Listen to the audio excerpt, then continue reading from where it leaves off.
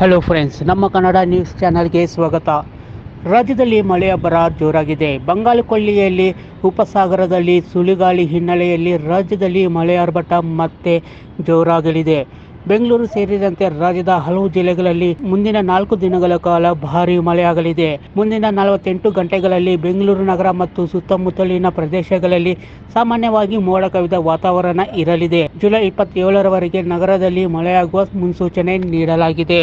ಕರಾವಳಿ ಜಿಲ್ಲೆ ಸೇರಿ ದಕ್ಷಿಣ ಒಳನಾಡಿನ ಜಿಲ್ಲೆಗಳಿಗೆ ಮತ್ತೆ 4 ದಿನ ಮಳೆ ಸಂಕಷ್ಟ ಎದುರಾಗಲಿದೆ. ಜುಲೈ 28ರವರೆಗೆ ಕರಾವಳಿ ಜಿಲ್ಲೆಗೆ ಮತ್ತೆ ಭಾರೀ ಮಳೆ ಎಚ್ಚರಿಕೆ ನೀಡಲಾಗಿದೆ. ಉತ್ತರ ಕನ್ನಡ, ಉಡುಪಿ, ದಕ್ಷಿಣ ಕನ್ನಡ, ಚಿಕ್ಕಮಗಳೂರು, ಶಿವಮೊಗ್ಗ, ಬೆಳಗಾವಿ ಹಾಗೂ ಕೊಡಗು ಜಿಲ್ಲೆಗಳಲ್ಲೂ ಭಾರೀ ಮಳೆಯಾಗಲಿದೆ. ಈ ಜಿಲ್ಲೆಗಳಲ್ಲಿ ಇಂದಿನಿಂದ ಜುಲೈ 27ರವರೆಗೆ ಯೆಲ್ಲೋ ಅಲರ್ಟ್ ಘೋಷಿಸಲಾಗಿದೆ. ಉತ್ತರ ಒಳನಾಡಿನಲ್ಲಿ ಬೆಳಗಾವಿಯಲ್ಲಿ ಪ್ರತ್ಯೇಕವಾಗಿ ಭಾರೀ ಮಳೆಯಾಗುವ ಸಾಧ್ಯತೆ ಇದೆ. ಬಾಗಲಕೋಟೆ, ಬೀದರ್, ಧಾರವಾಡ, ಗದಗ ಸೇರಿದಂತೆ ಹಾವೇರಿ, ಕೊಪ್ಪಳ, ರಾಯಚೂರು, ವಿಜಯಪುರ, ಯಾದಗಿರಿ ಜಿಲ್ಲೆಗಳಲ್ಲಿ ಚದುರಿದ ಮಳೆಯಾಗಲಿದೆ. ದಕ್ಷಿಣ ಒಳನಾಡಿನ ಸುತ್ತಮುತ್ತ ಬಹುಶಃ ಮೋಡ ಕವಿದ ವಾತಾವರಣ ಇರಲಿದ್ದು ಹಗುರದಿಂದ ಸಾಧಾರಣ ಮಳೆಯಾಗುವ ಸಾಧ್ಯತೆ ಇದೆ.